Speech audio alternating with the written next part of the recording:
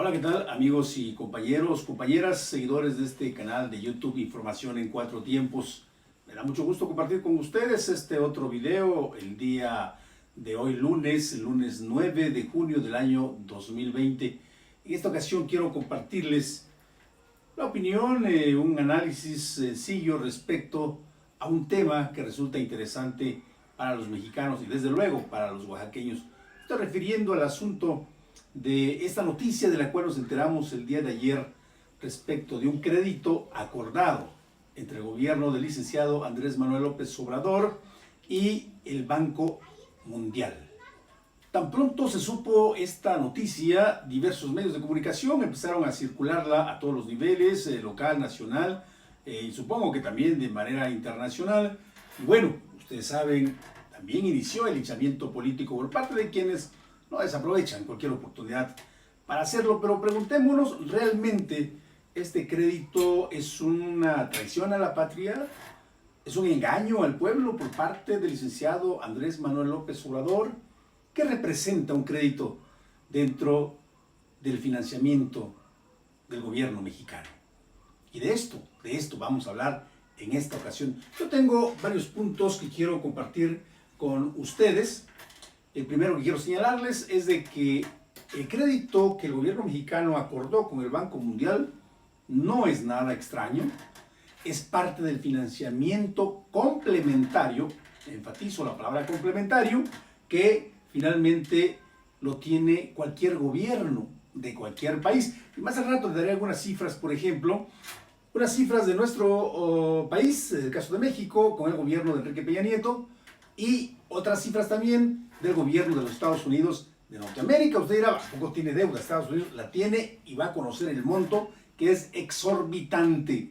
Es la deuda más grande que existe en el mundo. En consecuencia, pues, no le demos una dimensión que no tiene a un asunto que tiene plena justificación, incluso desde el punto de vista legal. Segundo punto que yo quiero compartirles es que el Congreso de la Unión, entiéndase Cámara de Diputados Federal y la Cámara de Senadores, aprobó una ley de ingresos para el gobierno mexicano. Y entonces esta ley de ingresos establece cuáles serán las principales fuentes de financiamiento del gobierno mexicano, y el techo de endeudamiento, es decir, hasta dónde el gobierno tiene permitido endeudarse. En consecuencia, no es un asunto que López Obrador esté haciendo simple y sencillamente porque se le antoje. Está regulado, está acordado por el Congreso de la Unión. Tercer asunto. En consecuencia a esto, López Obrador, y lo señalo de manera enfática, no está actuando al margen de la ley, en absoluto. Actúa conforme al programa de deuda pública, yo señalaba hace un momento ya lo acordado por el Congreso de la Unión, al programa de deuda pública autorizado por el propio Congreso de la Unión, lo que señalaba hace un momento. Eso fue autorizado en el presupuesto de este año, en el año 2020. Y que desde luego ese endeudamiento se aplicará para programas previstos desde el año anterior, el año 2019. Cuarto punto, que esto es lo más interesante.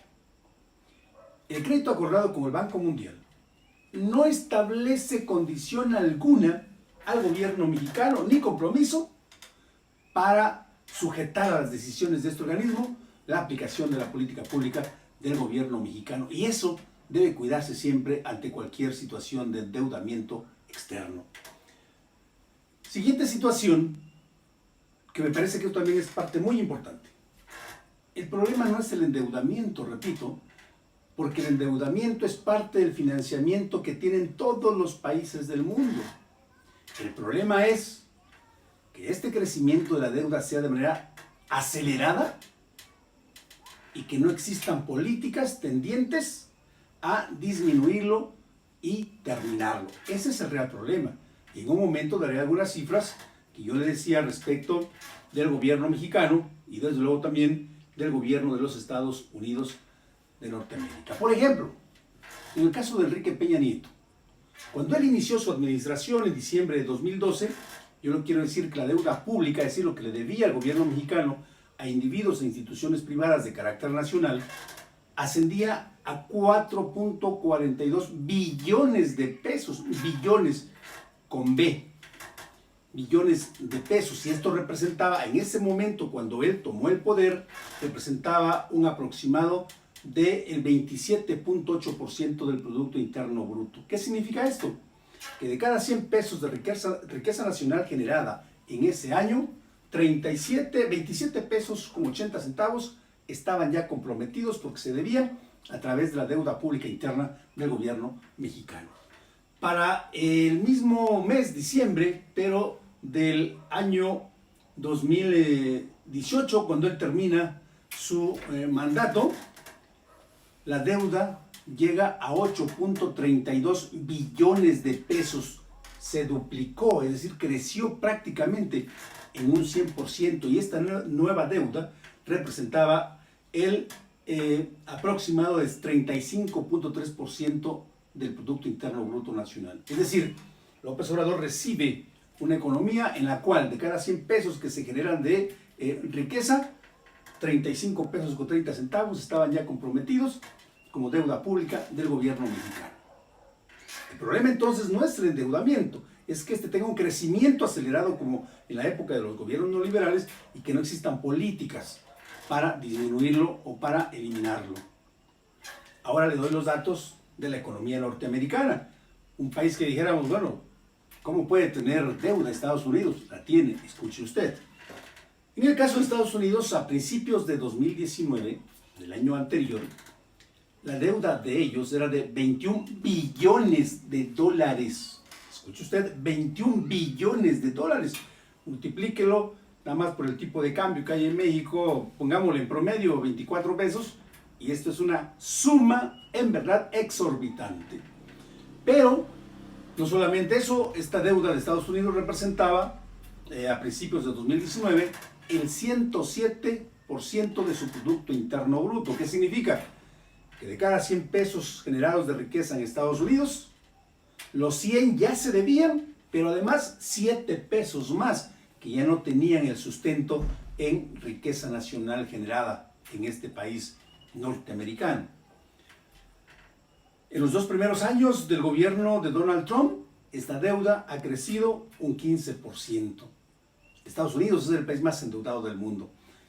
Fortalece esto entonces, mi opinión, de que el problema no es el que se acuerden empréstitos con los organismos financieros internacionales. El problema es que no exista control sobre este endeudamiento y que tampoco haya políticas definidas que permitan disminuirlo. Arribo entonces a las siguientes conclusiones que quiero compartir con usted.